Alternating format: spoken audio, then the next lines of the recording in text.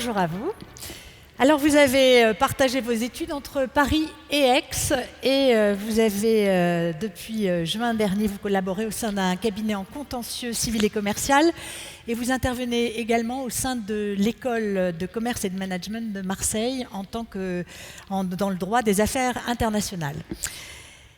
L'actualité du moment politique, en tout cas, c'est que depuis le début de la semaine, le Sénat examine le projet de loi de bioéthique, vous le savez. Et dans le cadre de ce projet de loi, vous avez souhaité aussi évoquer devant nous la question du droit des enfants au travers du cas d'une petite fille qui est née d'une PMA dans une clinique russe. Votre plaidoirie s'intitule « L'enfant tant attendu qui n'était pas celui voulu ».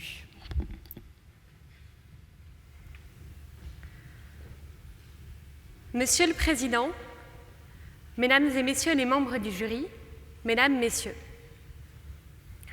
tout homme ou institution qui essaiera de me voler ma dignité perdra. Ces mots de Nelson Mandela sont révélateurs de notre attachement à la dignité humaine.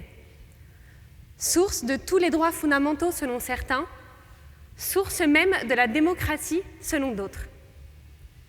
Alors, en cette journée dédiée à la défense des droits de l'homme, attardons-nous quelques instants sur ce principe de dignité.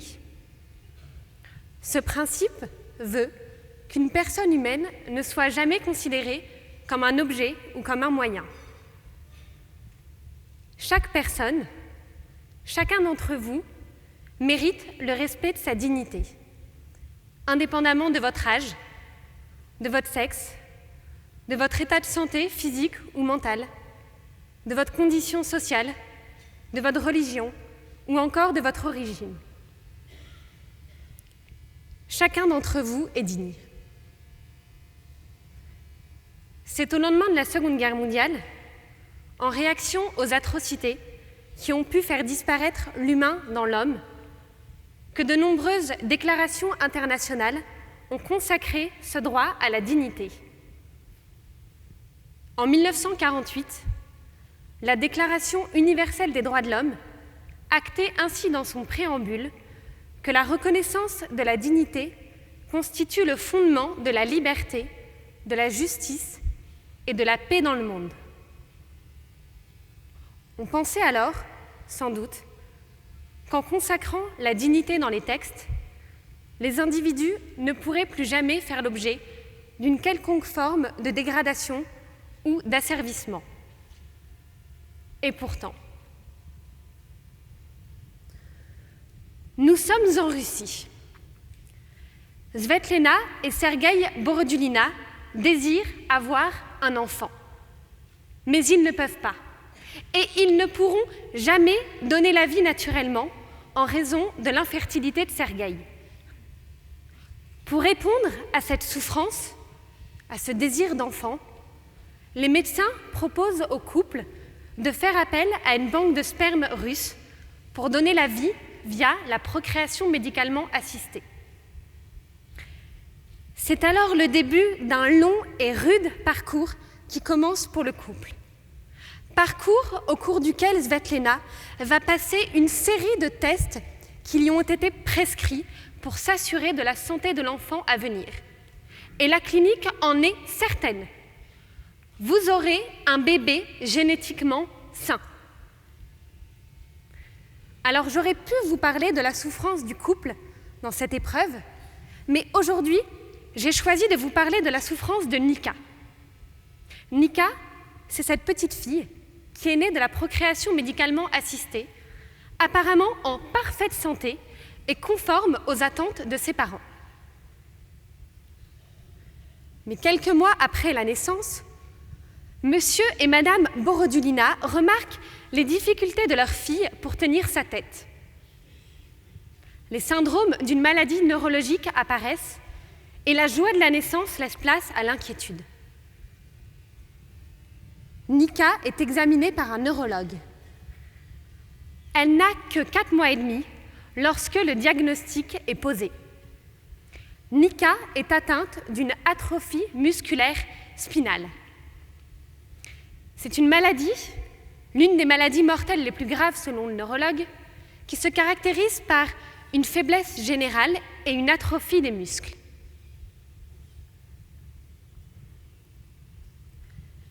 Vous allez alors sûrement vous demander comment une telle chose a pu arriver avec toutes les précautions de la clinique. D'après la directrice de la clinique, ce qui est arrivé à notre, je cite, cliente est extrêmement rare. En réalité, la mère partageait la même pathologie génétique que le donneur de sperme, qui avait été examiné, mais uniquement en vertu de la loi russe. Or, en Russie, à cette époque, il n'y avait pas de test pour les maladies génétiques récessives. Svetlana se tourne alors vers la clinique pour être dédommagée des frais médicaux considérables engendrés. Ils m'ont peint un si beau tableau. Je ne suis pas médecin, je ne comprends pas ces problèmes. On m'avait promis un bébé normal en parfaite santé et je dois payer des soins médicaux coûteux. L'enfant tant attendu n'était pas celui voulu. Cette tristesse, nous la comprenons. Cette colère, nous la comprenons aussi. Mais comprendrez-vous la solution de la clinique? Abandonnez l'enfant dans un orphelinat et nous vous laisserons réessayer la procédure gratuitement. Nous vous fournirons un nouveau donneur entièrement testé dans une clinique en dehors de la Russie. Abandonnez l'enfant dans un orphelinat et nous vous laisserons réessayer la procédure gratuitement. Selon vous, la clinique russe n'est-elle pas coupable d'un attentat à la dignité? Reprenons.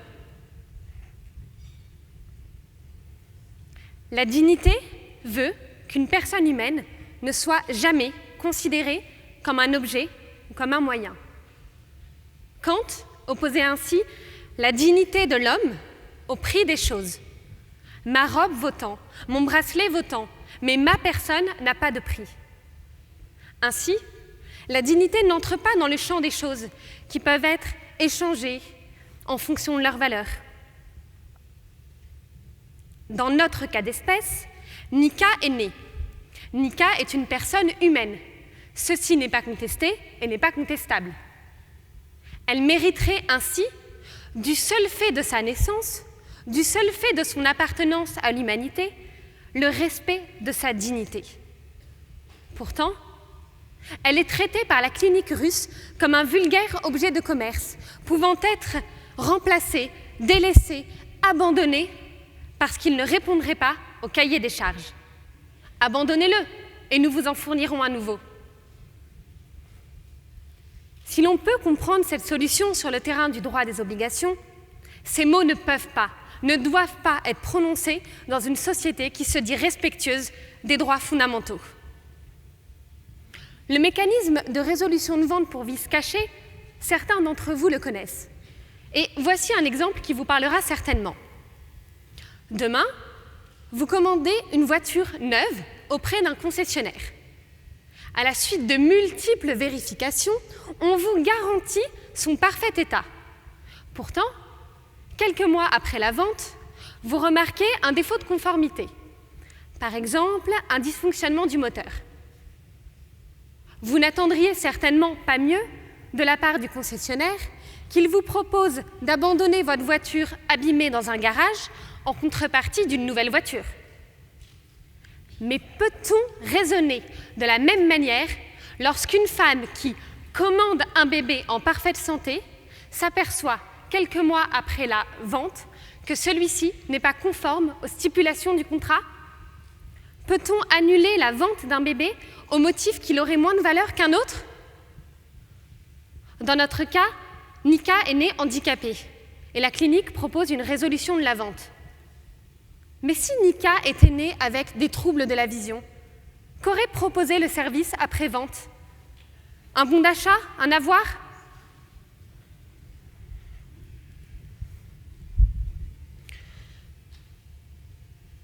Jean-François Mattei, médecin et homme politique français, avait souligné le paradoxe le plus aigu de notre temps. qui tient sans doute à l'écart que l'on peut constater chaque jour entre le recours incantatoire aux droits de l'homme, le recours incantatoire au droit à la dignité, et la réalité des violences sociales auxquelles les individus sont exposés de la part des États. Car le droit à la dignité semble avoir été largement consacré sur la scène internationale. La Déclaration universelle des droits de l'homme, le Pacte international des droits civils et politiques, la Charte des droits fondamentaux, tous ces textes ont consacré le droit à la dignité.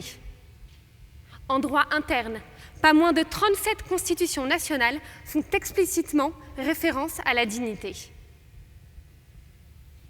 Et si notre société contemporaine n'a de cesse de réaffirmer avec ferveur le droit à la dignité, particulièrement en matière de bioéthique, c'est paradoxalement dans ce domaine que l'on connaît aujourd'hui le plus d'atteintes à la dignité. On parle bien souvent du droit de mourir dans la dignité, mais personne ne parle du droit de naître dans la dignité, du droit d'être considéré en tant qu'être humain dès le commencement de la vie, dès le plus jeune âge. Pourtant, les enfants sont plus vulnérables que les adultes et ils devraient à ce titre faire l'objet d'une protection particulière. En 1924, la Convention de Genève énonçait déjà que l'humanité doit donner aux enfants ce qu'elle a de meilleur. Mais d'après vous, Nika a-t-elle reçu ce que l'humanité avait de meilleur à lui offrir? La Russie, qui s'était engagée à faire respecter ses droits en signant la Convention internationale des droits de l'enfant, a-t-elle tout mis en œuvre pour respecter la dignité de Nika?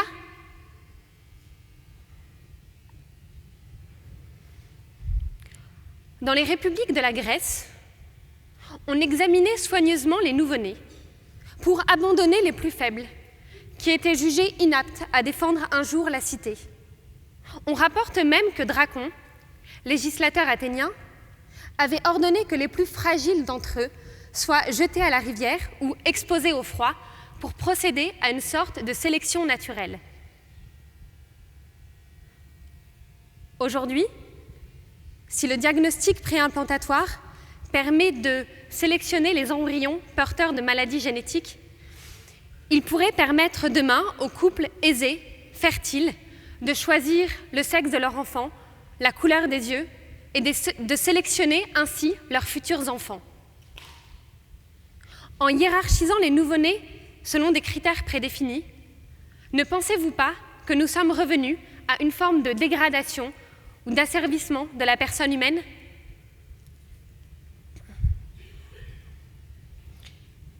L'histoire de Nika n'est malheureusement pas un cas isolé. Il n'est qu'un exemple parmi tant d'autres des dérives du marché de la procréation à des fins lucratives, où l'enfant est parfois fabriqué et vendu comme un vulgaire objet de commerce au mépris de sa dignité. C'est ce qui fait dire à Alexis Escudero que la PMA est avant tout un gigantesque marché.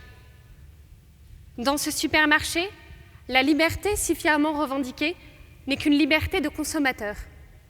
Et si le produit ne vous convient pas, vous pouvez toujours déposer une réclamation auprès du service après-vente. La FIV pour tous et pour toutes ouvre la voie au design de l'enfant parfait. Bien souvent sacrifiée au nom de la liberté individuelle, au nom des désirs individuels, la dignité humaine ne doit pas seulement être consacrée dans les textes, elle doit être respectée, particulièrement lorsqu'il s'agit de la dignité du plus petit et du plus fragile des hommes, l'enfant, et particulièrement un enfant fragilisé. Sophocle le dit si bien à travers le personnage d'Œdipe. C'est donc quand je ne suis plus rien que je deviens vraiment un homme. L'urgence bioéthique est ainsi de réfléchir à comment toujours mieux prendre en considération cette exigence de dignité de l'enfant et d'oser prendre des décisions nécessaires pour y répondre, même si elles sont parfois exigeantes. Monsieur le Président, Mesdames et Messieurs les membres du jury, Mesdames, Messieurs, tout homme ou institution qui essaiera de voler notre dignité perdra.